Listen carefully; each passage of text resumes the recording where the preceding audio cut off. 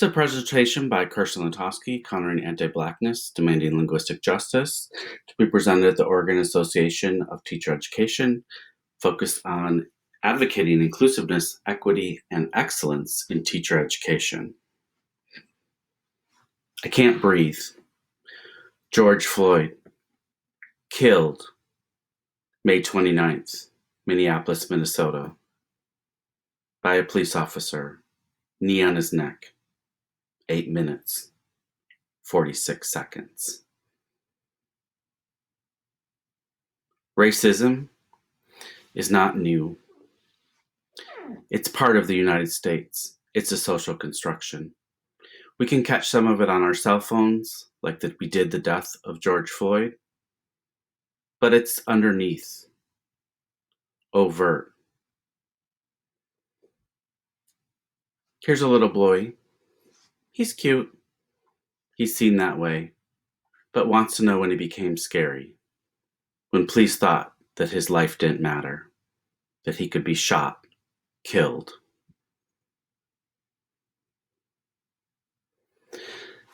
This presentation will focus on Oregon, one context within the United States. It was founded on Black exclusion. Keep the whites in, figure out how the Blacks do not want to be here. Create laws. After George Floyd's death, Portland in Oregon sees itself as a very progressive place. There was lots of voice created. Here's an example.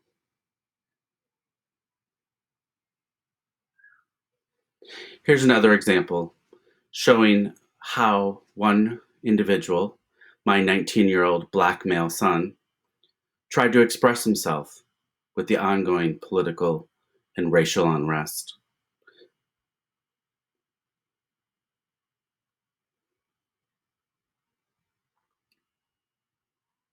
This girl here makes it clear. It's not new.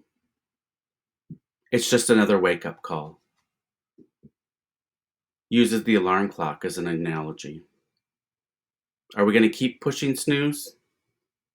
Or are we going to make change? Here's white protesters showing we need to end white silence. Stop pushing the snooze button. Stop allowing police brutality. Stop making Black people feel inferior. Stop white supremacy. A bridge in Portland, Oregon, during the height of the protest in the summer of 2020.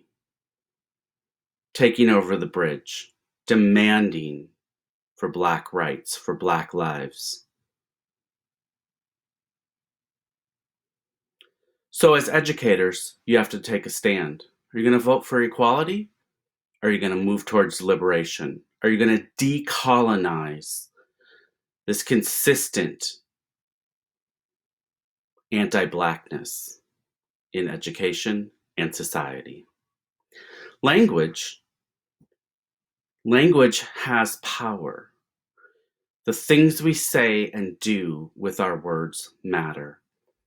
People speak in different ways depending on where they are. Black people have a beautiful language. It needs to be honored. Get rid of our ideologies. Stop trying to make standard English, academic English, other Englishes better than Black language, African American vernacular, African language, terms used throughout history. A group of Black scholars from the College Composition Conference and National Council of Teacher Educations in the summer of 2020 made demands, 5 demands, not requests, but demands that we as educators must account for. Demand 1, the teachers stop using academic language and standard English as the accepted communicative norm, which reflects white mainstream English. Stop white supremacy. Realize it's a social construction. Demand 2, Teachers stop teaching Black students to code switch and teach Black students about anti-Black linguistic racism and white linguistic supremacy instead. Code switching makes them feel like their language is not valued. Demand 3, that political discussions and praxis center Black language as teacher-researcher activism for classrooms and communities. There must be activists, there must be discussions about Black language. Stop using race-neutral terms like multilingualism. Demand 4, Black linguistic consciousness. Think about the place and the space to divulge the untold truths about Blackness and language and Black scholars. Decolonize all of our minds from white supremacy. Demand 5, that Black dispositions are centered in the research and teaching of Black language. So focus on the Black scholars from the past and the present and bring their voices into the classroom. Let individuals read about them.